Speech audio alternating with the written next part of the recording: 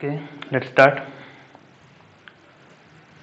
Hello, good morning student, स्वागत है आप सभी का। और आज हम स्टार्ट करने जा रहे हैं अपना थर्मल एक्सपेंशन के लेक्चर नंबर 3 का कंटिन्यूएशन, यानी कि लेक्चर नंबर 3 में हमने थर्मल एक्सपेंशन की कुछ बातें कर ली थी, जिसमें हमने पढ़ा था अगर हम किसी एल लेंथ के एक रोड का टेम्परेचर बढ़ा देते हैं जिसका नेचुरल लेंथ क्या है, एल नॉट है, at the temperature T equal to T naught, okay, और you can say simply T naught degree Celsius, इस टेम्परेचर पर पहले थी। Now what we have done that we have raise the temperature. अगर हमने temperature increase कर दिया है तो उसका जो लेंथ है वो क्या कर जाएगा, इंक्रीज कर जाएगा। ये होता था ड्यू टू थर्मल एक्सपेंशन का, हमने कंसेप्ट पढ़ा था। क्यों होता था thermal expansion? That is because of the asymmetry, that is because of asymmetric curve between the potential energy and the distance, okay, for the molecules और you can say for atoms. अच्छा, अगर ऐसी बात है तो इसका एक नया फॉर्मूला आया था, L equal to L naught 1 plus alpha delta T.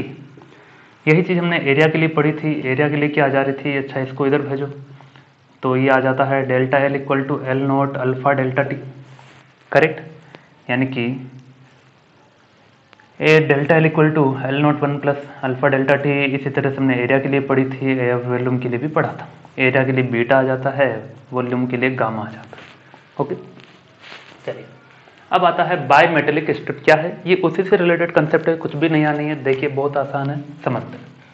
Theoretical point मैंने लिखे हैं, वन बाय वन हम सारी चीज़ों को डील करेंगे कि कौन सा थ्योरेटिकल पॉइंट क्या समझाना चाहता है, ठीक है। तो सबसे पहले आप फर्स्ट पॉइंट लिखिए हेडिंग लगा करके, है ना। फर्स्ट पॉइंट के बाद मैं बताता हूँ क्या करना है, ये वाला फर्स्ट पॉइंट। अब हमें करना क्या है, let suppose we are having two strips, मतलब कोई दो मेटेलिक स्ट्रिप्स है अपने पास, ठीक है। तो पहला मेटेलिक स्ट्रिप मैंने इससे दिखा दिया और दूसरा मेटेलिक स्ट्रिप इससे दिखा दिया, ओके। ये दूसरा, ये दो अलग अलग मेटेलिक स्ट्रिप थे, ओके। दोनों का लेंथ जो है वो एल ही है, इसका भी लेंथ एल है, इसका भी लेंथ एल ही है, ओके। दोनों डिफरेंट डिफरेंट मटेरियल से बनी है, दैट मीन्स मटेरियल 1 और ये material 2। Now what I have done, I simply combined them. मैंने दोनों को साथ लेके आ गया। दोनों को साथ में लेके आ गया तो क्या होगा, दोनों को साथ लेके आऊँगा तो कुछ ऐसा होगा कि ये दूसरी स्टेप भी साथ में आ गई, सिंपल। इससे आसान क्या होगा, है कि नहीं। दो अलग अलग स्ट्रिप थी जिनका लेंथ सेम था, तो लेंथ सेम है इसलिए साथ ले आए। साथ में लाने पर इस कंबाइंड सिस्टम को हमने कहा बाई मेटेलिक स्ट्रिप। बाई का मतलब यहाँ पर क्या, दो मेटेलिक स्ट्रिप हो गई, ठीक है। Bi means two, okay. केवल लेंथ सेम होना चाहिए, बाकी पैरामीटर कुछ भी हो सकते हैं, ओके, उनसे हमें कोई परेशानी नहीं है। तो two strips of equal length but of different material. Material क्या होना चाहिए, डिफरेंट। क्यों? क्योंकि ये अगर किसी दोनों डिफरेंट डिफरेंट मटेरियल के हैं तो दोनों के लिए अल्फा क्या होगा, डिफरेंट। लेट से इसके लिए अल्फा 1 है, इसके लिए अल्फा 2 है। Coefficient of linear expansion when join together, उसी को हम कह देते हैं बाई मेटेलिक स्ट्रिप। तो पहला पॉइंट क्लियर, उसके बाद ये डायग्राम बनाना, ठीक है। अब इसके बाद आगे बढ़ते हैं, ओके। आगे की कहानी क्या है, ये जो बाई मेटल स्ट्रिप है इसका वैसे यूज होता है थर्मोस्टेट। थर्मोस्टेट क्या है, थर्मोस्टेट इट्स ए डिवाइस। ये एक डिवाइस है जिसका हम यूज करते हैं टू ब्रेक और मेक इलेक्ट्रिकल कॉन्टेक्ट, यानी कि इलेक्ट्रिकल कनेक्शन को तोड़ने के लिए या बनाने के लिए इस डिवाइस का हम यूज करते हैं, थर्मोस्टेट का, जो बहुत से पावर प्लांट और घर में रेयरली होता है, क्योंकि हम तो एमसीबी वगैरह यूज करते हैं, लेकिन कंसेप्ट लगभग सेम ही रहता है, ठीक है। तो ये मोस्टली इंडस्ट्रियल एरिया में यूज होता है, that is thermostat is the device which is use to break और मेक इलेक्ट्रिकल कॉन्टेक्ट। हमें केवल एप्लीकेशन नहीं जानना था, अभी मुद्दे की बात आगे है। क्या है मुद्दे की बात यह है, लेट सपोज कि जो दो हमें ये बाई मेटेलिक स्ट्रिप जो था, लेट से वो टेम्परेचर एट टी नॉट पर था, okay. Now what I have done, I simply increase the temperature. Temperature what I have done, I simply increase the temperature. So तो टेम्परेचर बढ़ा दिया मतलब हीटिंग हो गया। हीटिंग हो गया तो इसका एक बहुत ही बढ़िया प्रॉपर्टी है, उसी का हमें यूज करना है, क्या है? The strip has characteristic property. Strip has characteristic, यानी कि इस स्ट्रिप की बात हो रही है। कौन सा property? That is the property of bending, ये बेंड हो जाता है। That is the property of bending on heating. जैसे आप इसे हीट करेंगे इट विल गेट बेंड, यानी कि ये ऐसा सीधा है या तो ऐसे हो जाएगी या ऐसे हो जाएगी, ठीक है। तो दो बायोमेटलिक स्ट्रिप का मतलब ऐसा भी समझ सकते हो आप, जैसे ये एक मेटल स्ट्रिप मान लो, ये भी मेटलिक स्ट्रिप, दोनों अलग अलग मेटल की है, दोनों साथ में लिया है, ठीक है। तो ये क्या बन गया? बायोमेटलिक स्ट्रिप। बहुत आसान था, है कि नहीं? चलिए, अब टेम्परेचर हाई किया तो क्या हो जाएगा? बेंड हो जाएगा। बेंड हो जाएगा दैट मीन्स ये ऐसा दिखेगा,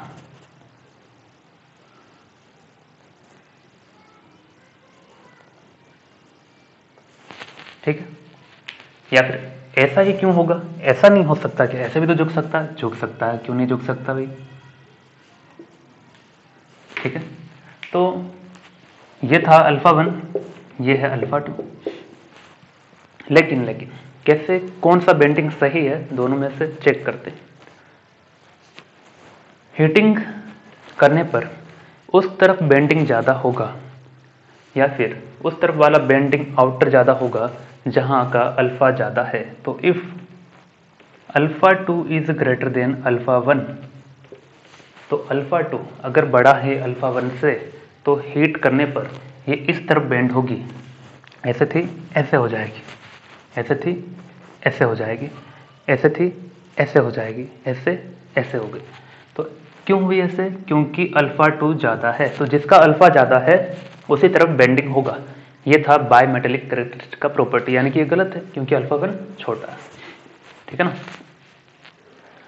इफ मैं ऐसा कह दूं, क्या, ये तो मैंने कंडीशन दिया, if alpha 2 is greater than alpha 1, ठीक है ना।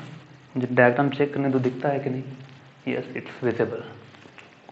अब अगर मैं कहता हूं कि दो स्ट्रिप लिए और हमने बायोमेटेलिक स्ट्रिप बनाया, वेरी गुड, बनाया तो ये है अल्फा 1, ये है alpha 2, okay. Now condition is given, क्या, उसका उल्टा ले लेते हैं, alpha 1 is greater than alpha 2, और ये है टेम्परेचर टी नॉट पर। Now what will happen if we increase the temperature T, let's say greater than T naught. यहां पर वो ये टेम्परेचर मैंने इंक्रीज किया, T greater than T not, क्या होगा क्या होगा क्या होगा? जिसका अल्फा ज़्यादा है उसी तरफ बेंड कर जाएगी, तो ये इसी तरफ बेंड कर गई क्योंकि अल्फा 1 ज़्यादा है, करेक्ट। ये हीटिंग करने पर, ब्रैकेट में लिखेंगे हीटिंग, ओके, इतना समझ में आया। अब अगला, ये लिखने के बाद इस डायग्राम वगैरह को बना लेना, ठीक है। तो डायग्राम वगैरह बन के हुआ रेडी। Now next property. तो प्रॉपर्टी इज इंपॉर्टेंट, इसी प्रॉपर्टी पर सारे न्यूमेरिकल भी बनेंगे जो कि हम लाइव क्लास में डिस्कस भी किए हैं, है ना। The strip will bend with metal of greater alpha on outer side, और यही हमने बताया, उस तरफ ज़्यादा बेंड होगी आउटर में, उसी आउटर पर बेंड होगी जिस तरफ अल्फा ज़्यादा है। उसको ब्रैकेट में मैंने लिखा है it's convex side. What does it mean? It means very simple कि जैसे ये स्ट्रिप है फ्लैट, हीटिंग किया तो ये बेंड होने वाला था ऐसा, ठीक है ना। तो इसने कहा कि जो बेंडिंग है, यानी कि जो आउटर साइड है, ये वाला जो आउटर साइड है वो वास्तव में कॉन्वेक्स साइड है। कौन सा साइड है? कॉन्वेक्स। कैसे? अब कॉन्वेक्स और कॉन्केव का आइडिया थोड़ा बहुत तो होगा, नहीं है तो मैं याद दिला देता हूँ। सिंपली सी एक अपना राइट हैंड लीजिए, है कि नहीं, उसको विजुअलाइजेशन के लिए क्या करना है, राइट हैंड को ऐसे रखा, ऐसे रखा, तो बाहर जो आउटर है वो क्या है? कॉन्वेक्स है, अंदर जो है वो क्या है? कॉन्केव। अब यहाँ पर देखो, ये स्ट्रिप ऐसे थी, ये स्ट्रिप ऐसे थी, बेंड हुई, बेंड हुई, अंदर वाला क्या होगा? कॉन्केव, बाहर वाला क्या होगा? कॉन्वेक्स। तो आउटर क्या है? कॉन्वेक्स। तो वही चीज़ हमें समझनी थी, ठीक है, लिखेंगे इसे। अच्छा, अब मन में एक सवाल आना चाहिए कि सर हीटिंग के लिए तो बहुत बढ़िया है, क्या हो अगर कूलिंग हो तो? यानी कि हमने उल्टा कर दिया, अब मैंने टेम्परेचर कूल करना चाहा, तो कूलिंग करने पर क्या होगा? यानी कि कूलिंग के केस में if T is less than T naught, तो कूलिंग जो है जस्ट अपोजिट है हीटिंग का, cooling is just opposite to heating, उस तरफ बेंड करेगा जिस तरफ अल्फा कम है, ठीक है। तो दोनों ही केस में देखो, हीटिंग करने पर इधर बेंड हुआ है तो कूलिंग करने पर इधर बेंड करेगा, उल्टा, ठीक है ना। तो हमें हीटिंग वाला याद रखना है, ना कि कूलिंग वाला, because to remember the heating case is very common thing. तो ये अल्फा 2, ये अल्फा 1, और ये हमें पता है अल्फा 2 क्या था, बड़ा था, तो जो छोटा है, सॉरी अल्फा 2, ये अल्फा 1 है ना, सही, मैंने उल्टा लिख दिया था, करेक्ट। जिधर अल्फा कम है उधर क्या हो जाएगा, बेंड हो जाएगा, in the case of cooling, okay. इसमें क्या हो जाएगा, इसमें भी कूलिंग करने पर ये उल्टा हो जाएगा, ठीक है ना, ठीक से बना लेना। Temperature T less than T not, that means cooling, ठीक है। ये लिखिए, फिर एक सवाल करवाते हैं, जाना पहचाना। तो जाना पहचाना सवाल क्या है,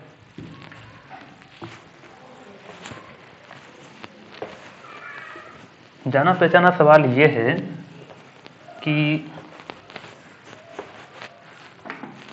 आपको दो सिचुएशन दिए हैं। क्वेश्चन नंबर 1, ये फिक्स सपोर्ट है, ऐसा जब भी दिखा देना मतलब वो क्या है, फिक्स सपोर्ट है, हिल नहीं रहा, वो हिल नहीं सकता। और दो मेटेलिक स्ट्रिप दिखाई गई है, दो मेटेलिक स्ट्रिप दिखाई गई है। पहला है ब्रास ऊपर वाला, नीचे वाला है स्टील का, मान लो, ठीक है, ऐसा दिया गया है। ये figure A, at temperature T not, okay. Now second case भी दिया है, सेकंड केस में क्या दिया है, इसमें थोड़ा सा बेंडिंग करके दिखाया गया है, और इसमें जो फिगर बी है, एट टेम्परेचर T है और T is greater then T not, यानी कि पहले केस में टेम्परेचर T नॉट पर था, फिर आपने हीटिंग कर दिया, यानी टेम्परेचर बढ़ा दिया, तो it's a case of heating. तो सवाल क्या है, सवाल ये है, whose alpha is greater, brass का अल्फा ज्यादा है या स्टील का, whose alpha is greater.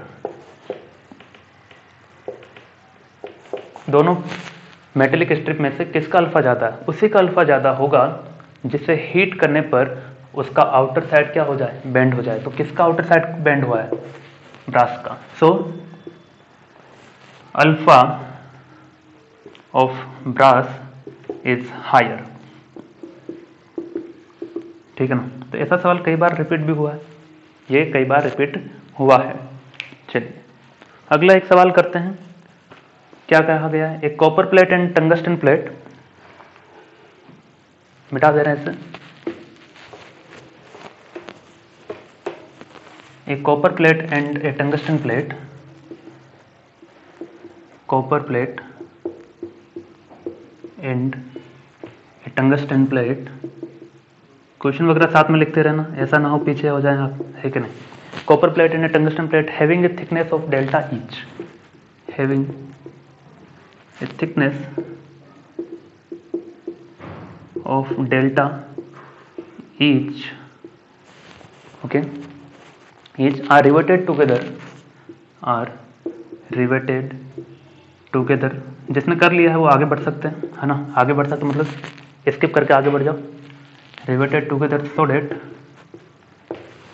so that at 0 degree Celsius, at 0 degree Celsius they form, at 0 degree Celsius they form a flat bimetallic strip, a flat bimetallic strip, okay. Find the average radius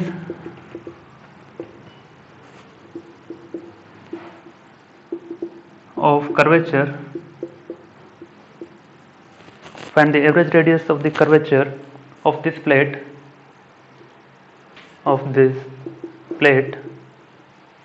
at temperature T, okay, हो गया,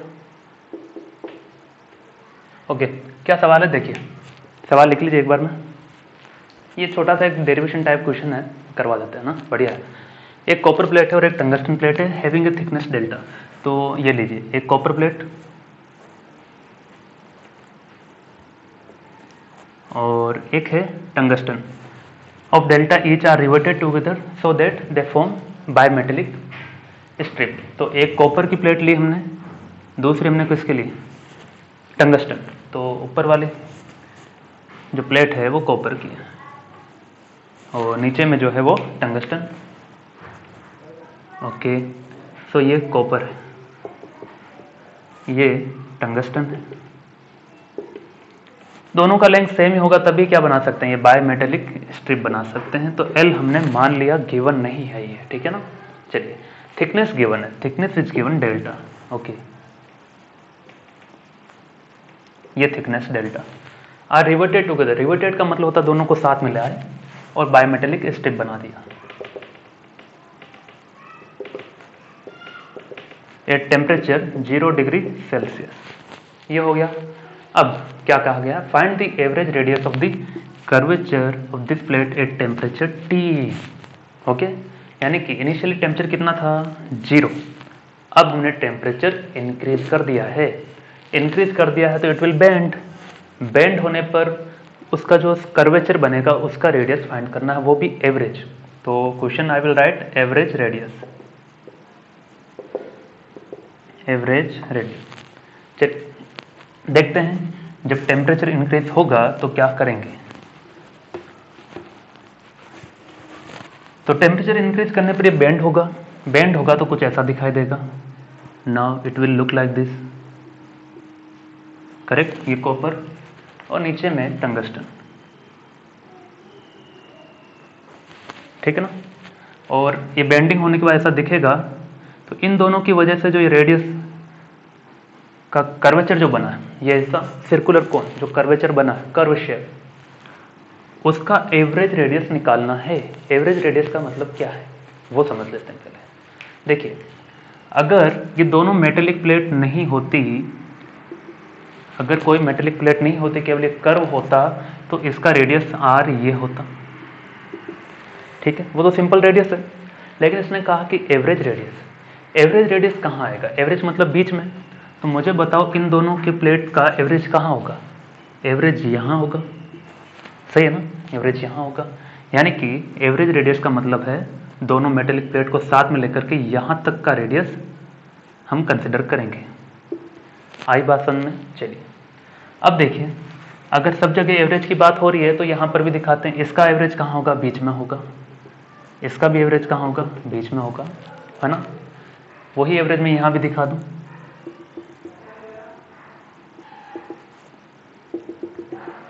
चलिए, अब पहला सवाल आपके मन में, क्या बेंड होने पर इसकी थिकनेस बढ़ेगी। हाँ, there will be a some increase और डिक्रीज, यानी कि change will be there, but the change is neglected here, हमने नेग्लेक्ट कर दिया उसे। चलिए, अब our target is to find the radius, और यही एवरेज रेडियस है, हमने आर का फॉर्मूला निकालना है। तो ये कर्वेचर है, तो मान लेते हैं ये एंगल क्या है, फाई है। ओके, अब मेरी बात सुने आगे। कॉपर के लिए दिया है अल्फा सी और टंगस्टन के लिए दिया है अल्फा टी, कोफिशिएंट, मतलब वैल्यू नहीं दिया, मान सकते हैं आप, ऐसा गिवन है। ओके, तो देखिए, जब इसे हीट करेंगे कॉपर वाली प्लेट को, तो अपने अकॉर्डिंग फॉर्मूला क्या आएगा, L C equal to L 1 plus alpha C delta T, correct. Tungsten के लिए क्या आ जाएगा, टंगस्टन के लिए L T is equal to L 1 plus alpha T delta T, correct. अब ये तो अपने फॉर्मूले के अकॉर्डिंग आया ऑन हीटिंग, लेकिन on heating it will be look like a curvature, तो कर्वेचर के कारण क्या बनेगा देखते हैं। तो आफ्टर हीटिंग ये एल सी बनेगा, ये पूरा क्या है, एल सी है, सही, एल सी है। तो देखो, हम एल सी के लिए वर्कआउट करते हैं चीज़ों को। तो मैं इस टंगस्टन वाले को मिटा देता हूँ फॉर ए बेटर विजुअलाइजेशन। हमने क्या करना है, लेंथ ऑफ कॉपर निकालना है ना। एक बार हमने फॉर्मूले से निकाला, अब दूसरी बार हम कर्वेचर से निकालेंगे। कैसे, देखिए, एवरेज रेडियस तो यहाँ तक ही है, लेकिन मुझे कॉपर प्लेट को इंक्लूड करना है क्योंकि मैं उसी के लिए एक वैल्यू फाइंड करना चाह रहा हूँ। तो देखिए, इसका भी एवरेज वैल्यू ले लें, तो ये कितना है, पूरा था डेल्टा, आधा कितना हो गया, डेल्टा बाई 2, तो ये हो गया डेल्टा बाई 2। तो टोटल लेंथ कितना हो गया, ये r प्लस डेल्टा बाई 2, ये हो गया रेडियस अपनी। अब 4 according to with respect to copper plate, correct. और एंगल कितना 5, रेडियस ये है, तो लेंथ ऑफ आर्क, ये लेंथ ऑफ आर्क बन गया। तो एंगल इक्वल टू क्या होता है, length of arc upon radius, 5 equal to length of arc upon radius. Yes, we get the result. So from here LC is equal to 5 R plus delta by 2, correct? Yes. Now tungsten के लिए वही काम करना है। अब मैं tungsten वाले को वापस बना देता हूँ और इसको हटा देते हैं, ठीक है ना। तो आपको दोनों डायग्राम अलग अलग बना के रखना है।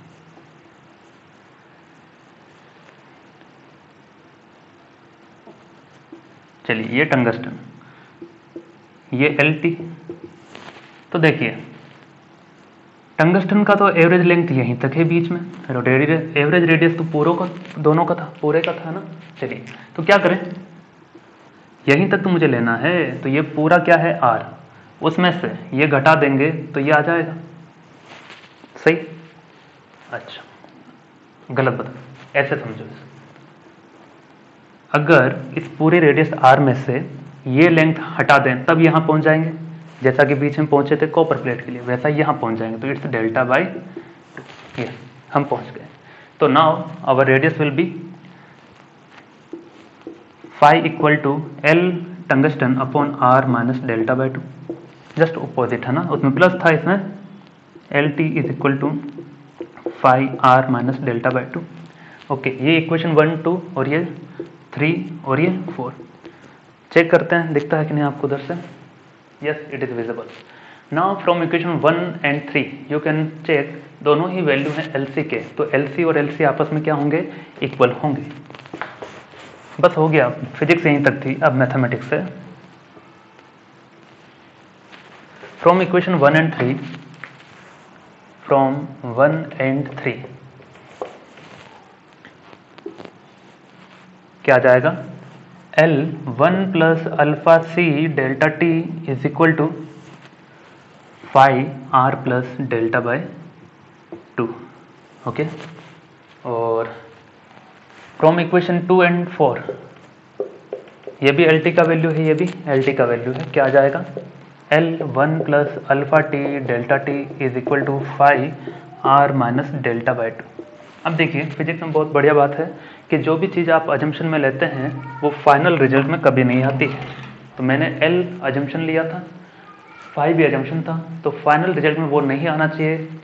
कौन से रिजल्ट में, जहाँ पर मुझे रेडियस निकालना, तो 5 और L हट जाना चाहिए। इसके लिए मैं क्या करता हूँ, डिवाइड कर देता हूँ दोनों को। तो divide equation 5 with respect to 6, L से L कैंसिल, 5 से 5 कैंसिल, बस सोल्व हो गया। अब R का वैल्यू निकाल लेना, वही आपका आंसर है। तो क्या आ जाएगा, देखो 1 plus alpha C delta T upon 1 plus alpha T delta T R minus delta by 2। क्या कर देंगे, क्रॉस मल्टीप्लाई करेंगे, कर दो। R minus delta by 2 1 plus alpha C delta T is equal to R plus delta by 2 1 plus alpha T delta T। यहाँ से क्या करेंगे, R को सब्जेक्ट बनाएंगे, एक जनरल एक्सप्रेशन यानी कि फॉर्मूला बेस्ड कुछ आएगा, वही आपका फाइनल आंसर होगा। मतलब एक तरफ R रखना, बाकी सबको उधर भेज देंगे, ठीक है। तो ये हुआ आपका बायमेटेलिक स्ट्रिप का कंसेप्ट। अगला अपना एक टॉपिक है expansion of cavity to be continue. इसी के अंदर थर्मल एक्सपेंशन का हमने पढ़ा अभी, बायमेटेलिक स्ट्रिप। अब उसी का छोटा सा आगे खूब पॉइंट है एक्सपेंशन ऑफ कैविटी। ये उतना इंपॉर्टेंट नहीं है, लेकिन बस पढ़ लेते हैं कि हाँ, इन केस अगर हमें कहीं मिल जाए इसके सवाल तो वो भी कर देते हैं। क्या है सवाल, ये तो मैंने थ्योरी लिखा है, उधर सवाल करेंगे, उसको मत छेड़ो भी, ठीक है। इधर आओ, हेडिंग ये है एक्सपेंशन ऑफ कैविटी, समझाता हूँ क्या होता है। Let suppose we have a metal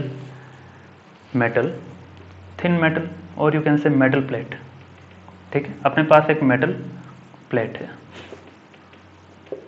जिसका ये नेचुरल लेंथ है L0, ओके। और पूरा मेटल भरा है, इसमें खूब भरा हुआ है।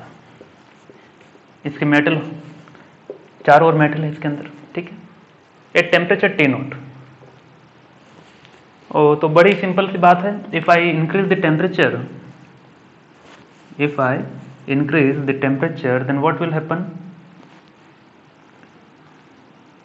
द लेंथ विल इंक्रीज, ये एल डैश हो जाएगा, और एल डैश का फॉर्मूला क्या होगा, L naught 1 plus alpha delta T. सही है, आप सहमत हैं मुझसे? वही मेटल थोड़ा सा एक्सपेंड हो गया। ये तो हुई पहली बात। अब दूसरी बात, मान लो मेटल के अंदर मैंने क्या किया, मेटल के अंदर ये वाला पोर्शन कट किया कि बीच में से मेटल गायब कर दो, ठीक है, कर दिया, तो आपको गायब हुई हुई दिख रही है मेटल। ये मैंने खाली स्पेस क्रिएट किया, उसी को हम कह रहे हैं कैविटी। कैविटी वो नहीं है जो दांतों में होती है, लेकिन उसका भी कंसेप्ट कुछ सिमिलर है। यहाँ पर दांतों में कैविटी मतलब वहाँ पर मेटल नहीं रहा। ओके, अब ये जो कैविटी है अपने सिलेबस में सर्कुलर है और उसका रेडियस मान लो r है। ओके, तो बहुत ही सिंपल सा concept, if on increasing the temperature if a metal plate length increases then radius of a cavity will also increases on heating. On heating इसका भी टेम्परेचर क्या होगा, बढ़ेगा, यानी कि पहले ये r थी तो अब हीटिंग करने पर ये कैविटी भी बड़ी हो जाएगी, समझे, आर डैश, और आर डैश का formula R naught 1 plus alpha delta T. तो ये तो था आसान भाषा में समझना, वही लिखा है, when an object undergoes thermal expansion any holes in the object expand as well. ठीक है, मेटल की तरह ये भी एक्सपेंड करता है। लेकिन एक कॉमन सा डाउट यहाँ पर आता है बहुत से स्टूडेंट्स को, क्या आना चाहिए डाउट, कि जब मेटल एक्सपेंड करता है तो ऐसा नहीं कि अंदर एक्सपेंड कर जाए, है ना, तो वो डाउट नहीं रखना। क्या नहीं रखना डाउट, ये लिखो, पहले मैं बताता हूँ कि डाउट क्या होता है, कि कौन सा डाउट आपको यहाँ आ सकता है। तो ये तो सिंपल सा था कि लेंथ बढ़ेगा मेटल प्लेट का तो रेडियस बढ़ेगा कैविटी का। तो डाउट क्या होना चाहिए, ये होना चाहिए था कि जैसे हमने कैविटी क्रिएट किया तो चारों ओर मेटल है, तो टेम्परेचर बढ़ाने पर मेटल इधर नहीं आएगा क्या, ऐसा इधर आ जाना चाहिए। तो ऐसा नहीं होता है, ऐसा नहीं होता है। तो कैसा होता है, it will expand further, metal expand करेगा, ठीक है ना, इसकी वजह से कैविटी भी फर्दर इंक्रीज करेगा। ओके, चलिए, तो अब सवाल लिख सकते हैं आप, अब आप कर पाएंगे इसे। एक्सपेंशन ऑफ कैविटी का सवाल बहुत ही बढ़िया और सिंपल सा। क्या कहा गया है, द एक्सपेंशन शोज, एक्सपेंशन या फिगर, क्वेश्चन मैंने ठीक से नहीं लिखा लगता है, द फिगर शोज, ओके, तो ये फिगर है, मुझे यकीन था मैंने गलत लिख लिया। The figure shows A rectangular plate, figure given है, बना देता हूं। Here is the figure of rectangular plate जिसका डायमेंशन यानी कि लेंथ दिया है L और विड्थ दिया है B, from which two circular holes of radii R1 and R2, दो होल हमने बनाए हैं जिसका रेडियस R1 एंड R2 है, हैव बीन कट। चलिए, लेकिन R1 और R2 में कहा गया R1 बड़ा है और R2 छोटा है, sorry R1 is greater then R2, तो R1 बड़ा है तो ये लोग एक बड़ा कैविटी बना देंगे, एक छोटा कैविटी बना देंगे, और बोलो है कि नहीं, ऐसा गिवन है ना, हम खुद से नहीं बना रहे, डायग्राम गिवन है। ये R2 है, थोड़ा घटिया लिख दिया मैंने, ये R2। The distance between two holes is small d, ये जो डिस्टेंस है दोनों होल्स के बीच में, that is the small d, और d जो है R2 से छोटा होगा, मतलब इतनी नजदीक है कि d R2 से छोटा है, ऐसा भी गिवन है। तो उसने कहा है, पहला इसमें सवाल, if L dash B dash, L dash क्या है, B dash R1 dash R2 dash and D dash are the respective length at higher temperature, यानी कि ये किसी टेम्परेचर T0 पर थी, जब आप किसी हायर टेम्परेचर पर जाएंगे तो ये भी बढ़ जाएगी, ये भी बढ़ेगी, D डैश D भी बढ़ जाएगा, R1 डैश R2 डैश सब बढ़ जाएगा। तो उसने कहा कि मान लो हायर लेंथ पर ये सब वैल्यू हैं, then find the relation between L dash upon L, B dash upon B, R1 dash upon R1, R2 dash upon R2, D dash upon D, ठीक है, ये रिलेशन बताना। तो डायग्राम बना देखते हैं क्या होता है। बहुत से स्टूडेंट कर पाएंगे मुझे यकीन है, क्योंकि डिस्कस हुआ है, अच्छे से डिस्कस हुआ है। चलिए, क्या है, लेंथ इंक्रीज होगी तो नया लेंथ आएगा L dash equal to L 1 plus alpha delta T. तो यहाँ से इसका रेशियो निकालना है, तो एल को इधर भेज दें, L dash upon L equal to 1 plus alpha delta T. तो पहला रेशियो हमें मिल गया। दूसरा बी डैश की बात करते हैं, तो विड्थ बी भी बढ़ेगा हीटिंग करने पर 1 प्लस अल्फा डेल्टा टी। तो बी डैश अपॉन बी क्या जाएगा 1 प्लस अल्फा डेल्टा टी। तो बी डैश बाय बी का भी रेशियो आ गया। चलिए इसी तरह से तो पता चल गया होगा सारी वैल्यू क्या आएगी, सेम ही आएगी। तो ये भी करवा देते हैं, रेडियस वाला भी देखो, R1 1 plus alpha delta T है ना, R1 dash upon R1 is equal to 1 plus alpha delta T. तो similarly R2 dash upon R2 is equal to 1 plus alpha delta T, equation 4, and d dash upon d is equal to 1 plus alpha delta t, equation number 5. From equation 1 2 3 4 5 find the relation between all of them. क्या relation है, सबकी value same है, यही relation है।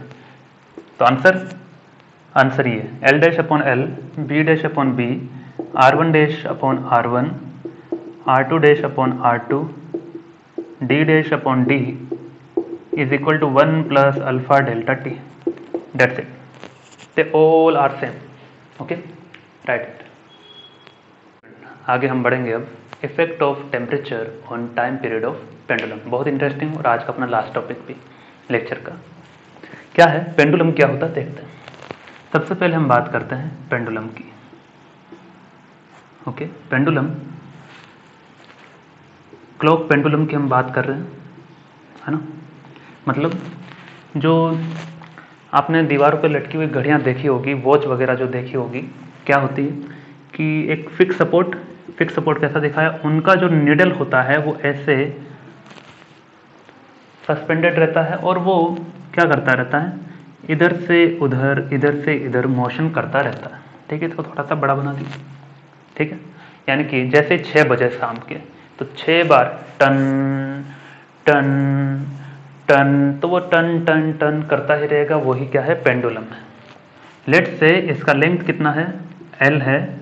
Okay, तो जब ये object, ये जो हमने सस्पेंड करवा रखा है ना, तो ये अगर यहाँ से यहाँ गया और फिर यहाँ से यहाँ आया, तो इसे कहते हैं वन ऑसिलेशन। क्या कहते हैं, one oscillation of A pendulum. ठीक, अब यहाँ से यहाँ जाने में और वापस आने में कुछ टाइम लगेगा, that is the time period of oscillation.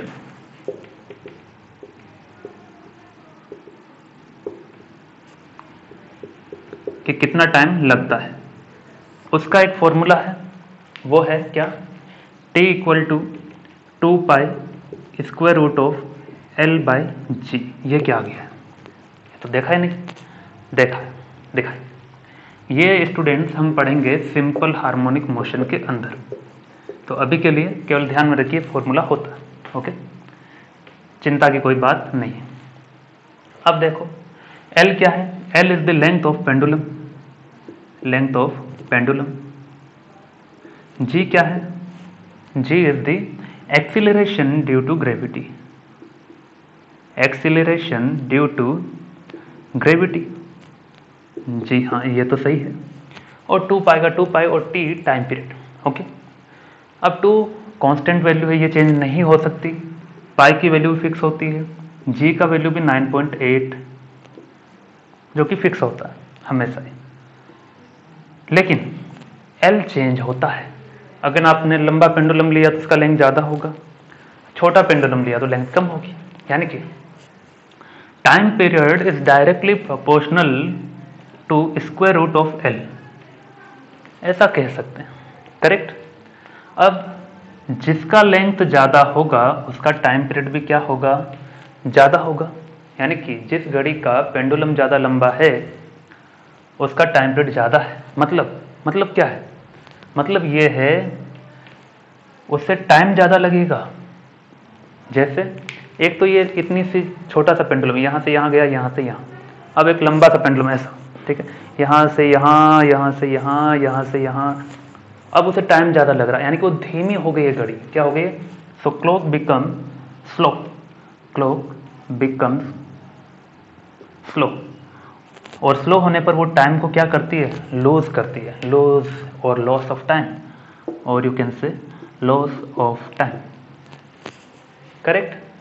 अब अगर इतना लिख लीजिए, अब अगर क्या हो, अब अगर ऐसा हो, उल्टा हो जाए, उल्टा कैसे हो जाए, उल्टा ऐसे हो जाए कि t is directly proportional to square root of L, if L decreases then time period will also decreases, यानी कि L बहुत छोटा लिया, अब ये यहाँ गया, यहाँ गया, यहाँ आया, यहाँ आया, यानी कि मतलब समय फास्ट हो गया, घड़ी जो है वो तेजी से दौड़ने लगेगी, घड़ी मतलब पेंडुलम, ओके। तो clock become fast, clock become fast and it will gain the time, यानी कि अब लूज नहीं करेगी, गेन द टाइम। लेकिन इससे हमें क्या करना, गेन करे या लूज करे, हम तो थर्मल एक्सपेंशन पढ़ रहे थे, है ना, पढ़ रहे थे, बढ़िया है। लेकिन हमने देखा अभी कि जो पेंडुलम होता है ये ऐसा L लेंथ का है, तो लेंथ बढ़ाने के लिए या घटाने के लिए क्या मैं थर्मल एक्सपेंशन का यूज कर सकता हूं क्या? हाँ कर सकते। कैसे? If we increase the temperature then length will increases, और लेंथ इंक्रीज कर गया तो टाइम पीरियड क्या हो गया, इंक्रीज कर गया, घड़ी स्लो हो जाएगी। चलो चलो चलो, ये तो बात समझ आ गई। Now so what we have done, suppose कि पहले हमें जो पेंडुलम दिया था वो टेम्परेचर कितने पर दिया था, theta naught degree Celsius, theta naught, theta ये 0 लिखा है ना, डिग्री सेल्सियस, ओके। क्यों लिया थीटा, क्यों लिया मैंने सिंबल, क्योंकि टी लूंगा अगर टी नॉट तो टाइम पीरियड हम टी से ही दिखा रहे हैं ना, तो कंफ्यूजन ना हो इसलिए। तो इस समय टाइम पीरियड कितना था, 2 pi square root of L by G, okay. Now on heating क्या हो जाएगा, ये जो पेंडुलम है उसका लेंथ बढ़ गया, मान लो लेंथ बढ़ गया, तो इसका नहीं बढ़ा, ये तो वैसा ही उतना ही है, ये लेंथ बढ़ गया, ठीक है। कितना बड़ा we don't know, but we know नया जो टाइम पीरियड होगा 2 पाई, अब एल की जगह एल डैश आ जाएगा, करेक्ट। एल डैश का फॉर्मूला क्या आएगा अपने लिए, L dash equal to L 1 plus alpha delta T, correct. L dash का वैल्यू यहां पुट कर देते हैं, T dash equal to 2 pi square root of L 1 plus alpha delta T upon g. इससे मैं कह देता हूं बच्चों इक्वेशन नंबर 1, इससे कह देता हूं इक्वेशन नंबर 2 यहां पर, ठीक है। तो 1 और 2 तक आप लिख के फ्री हो जाइए। अब क्या करना है, अब हमें यह करना है कि हीटिंग करने की वजह से लेंथ बढ़ा, तो लेंथ चेंज हुआ है, उसकी वजह से टाइम पीरियड भी चेंज होगा, लेकिन वो टाइम पीरियड जो चेंज हुआ है वो पहले वाले टाइम के रेस्पेक्ट में कितना चेंज हुआ है वो देखने के लिए what I will do, I have to compare equation 1 and 2, that means I have to compare both the time period. तो हम नए वाले टाइम को पुराने वाले टाइम के साथ क्या करेंगे, कंपेयर करेंगे। So divide equation 1 by 2, okay, divide कर दें, क्या आ जाएगा, ये मिटा दे रहा हूं मैं, टी डैश अपॉन टी, तो टी डैश का वैल्यू ये रहा है ना, 2 pi square root of L 1 plus alpha delta T upon g upon 2 pi square root of L by g. तो 2 पाई से 2 पाई कैंसिल। अब क्या करें देखें,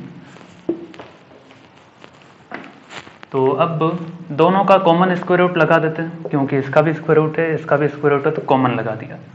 L 1 plus alpha delta T upon g, और नीचे में क्या है, L multiplied by g, fraction के नीचे फ्रैक्शन उल्टा हो जाएगा, वो मैंने सारी चीजें कर दी, ठीक है।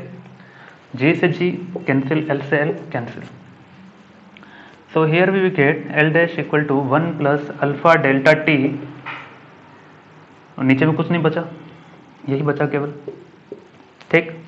अब मैं क्या करता हूं, स्क्वायर रूट को लिख देता हूं power 1/2, T dash upon T is equal to 1 plus alpha delta T, इसकी होल पावर क्या लिख दे रहा हूं, 1/2, 2 लिख देता हूँ। तो ये पावर हो गई 1/2।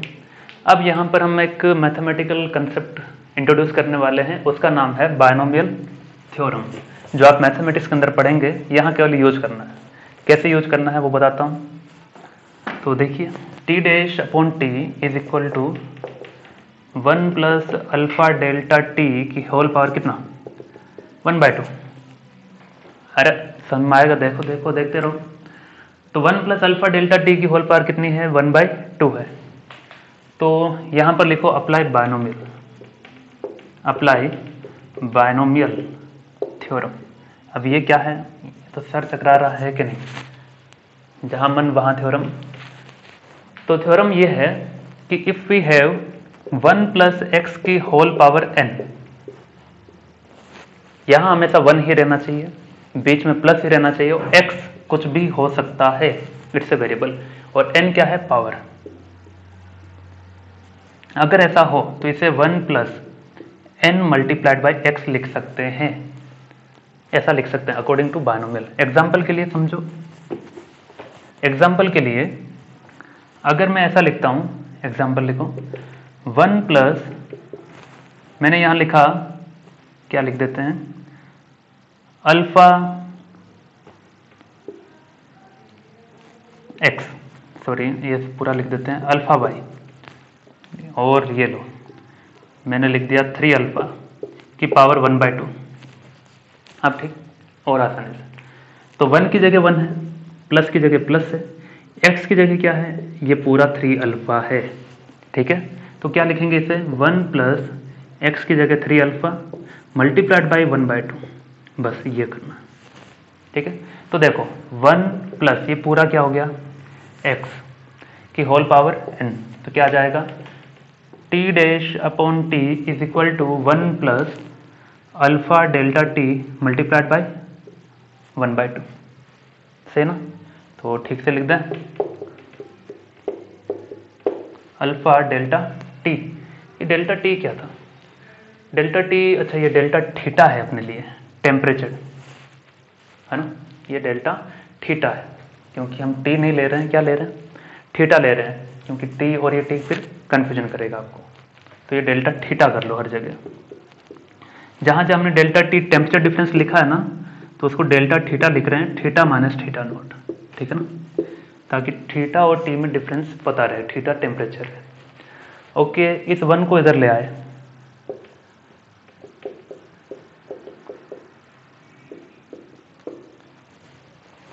ठीक है।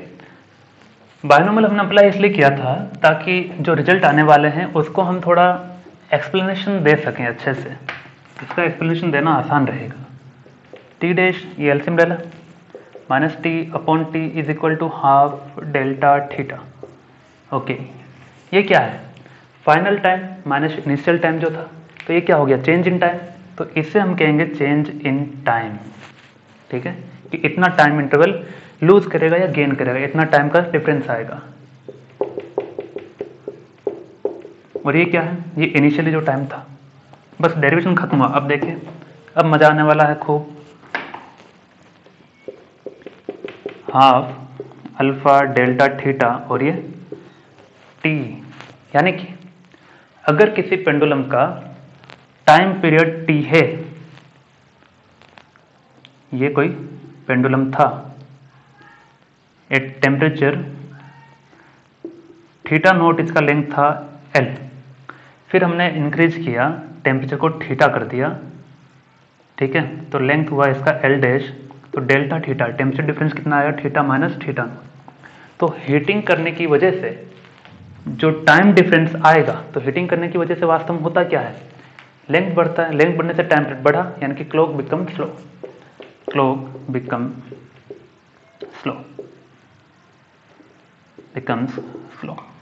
और हीटिंग क्या है, हीटिंग क्या मतलब क्या है, theta is greater than theta not, सही ना, theta is greater than theta not, यानी कि टाइम का क्या होगा lose, time will loss. Okay, अच्छा अगर उल्टा हो जाए, if theta is less than theta not, तो क्या होगा, it will gain the time, है ना, it will gain the time. Okay, अगर ऐसा हो गया है तो अब हम बात करते हैं आगे की। Loss of time in a time period T. तो यहाँ पे कंडीशन भी लगा लेना कि if theta is less than theta not, अगर ऐसा हो तो it will gain the time, क्योंकि फास्ट हो जाएगी घड़ी, है ना, clock fast, clock become fast. तो देखिए कितना मजेदार था ये कि कहाँ हमने थर्मल एक्सपेंशन स्टार्ट किया था, लेंथ बढ़ाते बढ़ाते हम आगे पेंडुलम पर, पेंडुलम पता चला कि टाइम भी कम ज़्यादा होने लगा। ये तो कितना इंटरेस्टिंग फैक्ट है कि समय पर भी ये चीज़ें इफेक्ट करती है। कितना इफेक्ट करती है कितना नहीं, उस पर ही हम बात करेंगे। तो अगला है अपना, इसमें हम न्यूमेरिकल वगैरह डिस्कस करते हैं इसका। तो फॉर्मूला अपने पास आया है delta T is equal to half alpha delta theta और ये टी, ठीक है। चलिए, तो अब इसमें हमें एक चीज़ की बात करनी है, क्या, लॉस ऑफ टाइम। तो हीटिंग कर रहे हैं तो टाइम तो क्या होगा, लॉस ही होगा। तो इसे हम कह रहे हैं लॉस ऑफ टाइम, कि कितना टाइम लॉस हुआ, loss of time in time period T. जब टी टाइम पीरियड था तो इतना टाइम लॉस होगा। अल्फा क्या है, coefficient of linear expansion, delta theta क्या है, क्या है, क्या है, क्या है, टेम्परेचर डिफरेंस, ठीक है। सो अब मुझे बताओ loss of time in a day, एक दिन में कितना लॉस होगा इन ए डे। तो डे है तो टाइम पीरियड कितना हो जाएगा, टी। टाइम पीरियड एक दिन में कितना होता है, एक दिन मतलब 24 आवर्स, मतलब सेकंड में बताओ 86,400 सेकेंड्स, ठीक है।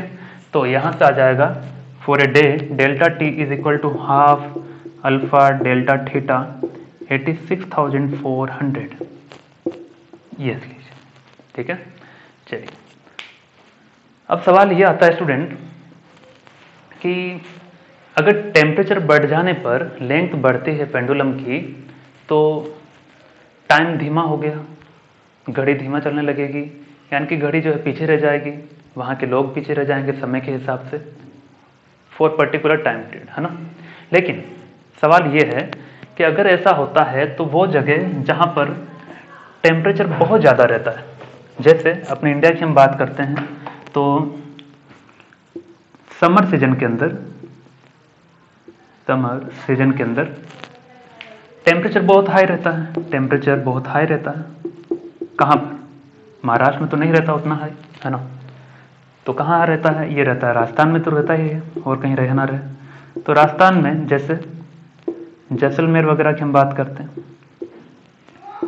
जैसलमेर या बाड़मेर की हम बात करते हैं, जहाँ temperature is always around 50 to 55 degree Celsius in summer season, जबकि नॉर्मल टेम्परेचर कितना होता है 30 डिग्री सेल्सियस। जब इतना टेम्परेचर बढ़ गया है तो जाहिर सी बात है वहाँ तो पेंडुलम जो होगा उसकी लेंथ बढ़ गई होगी, तो टाइम वहाँ पर धीमा चलेगा, है ना। तो वहाँ की जो घड़ी होगी वो पीछे रहेगी समर सीजन में। लेकिन ऐसा होता तो नहीं, ऐसा कहीं हमने पढ़ा नहीं। तो क्या है इसका राज, इसका राज ये है कि जो पेंडुलम वगैरह जो होते हैं, pendulum are made up of invar alloy, are made up of invar alloy, invar alloy. तो इनवार अलॉय क्या है, इसके ऊपर हम बात कर लेते हैं। अलॉय का है मतलब दो मेटल का मिक्सअप रहा होगा। तो कौन कौन से दो मेटल होते हैं, वो दो मेटल होते हैं आयरन और निकल। सो इट्स ए मिक्सचर, यानी कि अलॉय है किसका, आयरन का और निकल का। उससे क्या हुआ, उससे ये हुआ कि इनवार जो बनाया जाता है वो स्पेशली इसीलिए बनाया जाता है ताकि उसका अल्फा क्या रहे, कम से कम रहे। इट्स अराउंड 10 की पावर -5, 10 की पावर -6। जब इतना माइनस में है तो कोई इफेक्ट आएगा नहीं, मतलब टाइम में कोई जो चेंज आएगा वो नेग्लिजिबल है, ओके, 0.00012 ऐसा, तो ऐसा चेंज आएगा तब तो कुछ मतलब वाली बात नहीं, तो इसीलिए चेंज नहीं आता है, ओके। तो same case in winter also, उल्टा होगा तो, है ना। चलिए अब सवाल करते हैं स्टूडेंट, अब हम स्टार्ट करते हैं। आज ये फाल कौन सा, दो लास्ट के न्यूमेरिकल बच गए। बीच में ब्रेक लिया था, ब्रेक इसलिए क्योंकि थोड़ा टेक्निकल एरर आ गया था। तो पहले हम ये सवाल करते हैं। सवाल ये है, a clock with a metal pendulum beating second यानी कि सेकंड वाले निडल की बात हो रही थी। It gives the correct time. तो एक पेंडुलम है जिसका लेंथ कुछ होगा, ये करेक्ट टाइम दे रहा है मुझे कब, at temperature theta not is equal to 0 degree Celsius. Okay, इसने कहा इट लूजेस, टाइम का लॉस हो रहा है कितना, 12.5 second, loss the time 12.5 second. और ये पूरा लॉस कब हो रहा है, थ्रू आउट ए डे, एक दिन में इतना लॉस कर रहा है। जब पेंडुलम इधर से उधर ऑसिलेशन कर रहा है, तब पूरे दिन के दौरान ये उतना टाइम को लॉस कर दे रहा है। अब जब लॉस हो रहा था तब टेम्परेचर कितना हो गया, तब टेम्परेचर हो गया 25 degree Celsius. Okay, in a day, तो एक दिन का देखते हैं हम क्या फॉर्मूला क्या है। डेल्टा टी इक्वल टू होता है हाफ अल्फा डेल्टा थीटा।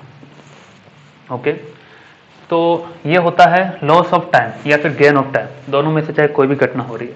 तो लॉस हो रहा है इस केस में, तो इसे ये हो गया 12.5 equal to half into alpha, alpha we have to find delta theta, और साथ में टी भी होता है, डेल्टा थीटा कितना आ जाएगा, थीटा माइनस थीटा नोट, यानी कि theta minus theta note, 25 minus 0। Okay, 25 minus 0 that means क्या आ जाएगा, ये आ जाएगा 25 minus 0 multiplied by time T. कौन सा टाइम है ये, करेक्ट टाइम। तो करेक्ट टाइम दिया नहीं है, लेकिन इसने कहा है इन ए डे, एक दिन में इतना लॉस हो रहा था। एक दिन में टाइम पीरियड कितना होता है, सेकंड में बताओ, 86400 सेकंड में, है ना, सेकंड में ही पुट करना है, ऐसा यूनिट। ओके, बस खत्म हो गया। क्या करना है, अल्फा की वैल्यू निकालनी थी, निकाल दो। अल्फा की वैल्यू क्या आ जाएगी भाई, 12.5 into 2 upon 25 into 86,400 is equal to alpha. 12.5 into 2 कितना होता है, ये होता है 25, सही है। 25 अपॉन 25 इंटू 86400, ये से कैंसिल, अल्फा इक्वल टू कितना आ गया, 86,400 पर डिग्री सेल्सियस, इसका यूनिट अल्फा का। ठीक है, तो कितना आसान था, बस चेक करना होता है कि कौन सा डाटा गिवन है। ठीक है, लास्ट अगला सवाल इसी के जैसा है, लेकिन थोड़ा सा बस चेंज है कहने करने में। क्या चेंज है देखते हैं। तो कुछ इस तरह है कि एक क्लॉक है विथ ए ब्रास पेंडुलम। तो जो क्लॉक है उसका जो पेंडुलम है वो ब्रास से बना है, ब्रास मटेरियल से। Okay, it gives the correct time, shaft का मतलब ये जो जिस मटेरियल से बना है उसी को शाफ्ट का है। Gives correct time at a certain temperature, किसी टेम्परेचर पर, वी डोंट नो। ओके, तो how closely must the temperature be controlled if the clock is not to gain or lose more than 1 second in a day. मतलब क्या है कि delta T equal to होता है एक ही formula, half alpha delta theta into T. Correct, तो इसने कहा कि किसी टेम्परेचर टी पर, तो किसी टेम्परेचर थीटा नोट पर ये सही टाइम दे रहा था। ठीक है, अब उसने कहा कि हम टेम्परेचर कितना कंट्रोल करें, यानी कि मैं थीटा नोट से कुछ टेम्परेचर बढ़ाऊंगा, थीटा कितना बढ़ाऊं कि जो घड़ी है, घड़ी का जो पेंडुलम है, वो पेंडुलम अगर टाइम का लॉस करे या फिर गेन करे, तो वो लॉस या गेन 1 सेकेंड से ज़्यादा नहीं होना चाहिए, नॉट मोर देन 1 सेकेंड। यानी कि ये जो डेल्टा टी है, delta T, magnitude of delta T must be less than 1 second, चाहे लॉस करे या गेन करे। तो एक स्टूडेंट का डाउट भी था, मैंने क्लियर किया है, ध्यान देना इस पर। ठीक है, अब देखो delta T must be less than 1 second according to given condition. अब डेल्टा टी का वैल्यू क्या है, डेल्टा टी का वैल्यू ये half alpha delta theta small T T less than 1।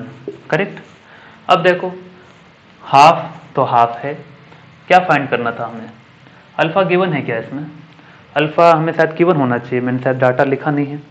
क्या है इसमें अल्फा का value, let me check. Alpha का वैल्यू है आपका इसमें 2 × 10⁻⁵, ये गिवन है। ठीक है, क्वेश्चन में गिवन था, मैंने लिखा नहीं, भूल गया। चलिए, तो हाफ अल्फा का वैल्यू कितना 2 इंटू 10 की power -5, delta theta we don't know, T for a day, ठीक है ना। तो एक दिन के लिए कितना आ जाएगा 86,400 लेस देन 1। तो यहाँ से डेल्टा थीटा निकालो, मिटा दे रहा हूँ इसे ऊपर वाला, मिटा देते हैं, मिटा दिया। बस इतना ही करना था कि भाई लेस देन 1, तो delta theta must be less then, ये तो 2 से 2 कैंसिल, क्या बच जाएगा 1/86,400 इंटू 10 की पावर -5, है ना। चलिए, क्या आ जाएगा 10 की पावर 2 लिख दूं इसे, 400 को माइनस का 5 प्लस का 2 कितना हो गया स्टूडेंट 10 की पावर 3 हो गया, सही है ना, सही है। चलिए, तो इसको अगर सॉल्व करते हैं तो final answer will comes out to be कितना, it comes out to be 1.1, it comes out to be, अच्छा ये -5 + 2 -3 आएगा, सही है, -3 आएगा। फाइनल आंसर डायरेक्ट बताएं, करवा दें, ये लीजिए कैलकुलेशन तो करवा देते हैं। 10 की पावर -3 ऊपर गया, क्या होगा 10 की पावर 3/864, इसको सॉल्व करेंगे यानी कि डेल्टा थीटा 10 की पावर 3 को क्या लिख सकता हूँ 1000/864, तो बस हो गया सॉल्व। फाइनल आंसर क्या आ जाएगा 1 पॉइंट समथिंग आएगा, तो 1.154 डिग्री सेल्सियस। मतलब ये कि जब इनिशियली पेंडुलम का टेम्परेचर थीटा नोट था तो आपने कुछ टेम्परेचर इंक्रीज करना चाहा, लेकिन आपको इंक्रीज इस तरह से करना है कि delta theta minus theta note ये हमेशा ही कम आना चाहिए, किससे 1.154 डिग्री सेल्सियस से। तब और तब उसी केस में आपका जो गेन या लॉस होगा वो 1 सेकेंड से कम ही होगा, that will be not more than 1 second, ठीक है। तो इसी के साथ स्टूडेंट आज का अपना लेक्चर कंप्लीट हुआ, उम्मीद है आपको समझ में आया होगा। इन केस आपको कोई भी डाउट आता है तो आप कमेंट सेक्शन में कमेंट कर सकते हैं, मैं वहीं पर भी जवाब दे सकता हूँ, या फिर आप मैसेज सेंड कर सकते हैं, वहाँ पर ही आपका डाउट क्लियर कट किया जाएगा। ओके, तब तक पढ़ाई करते रहें, मज़े करते रहें।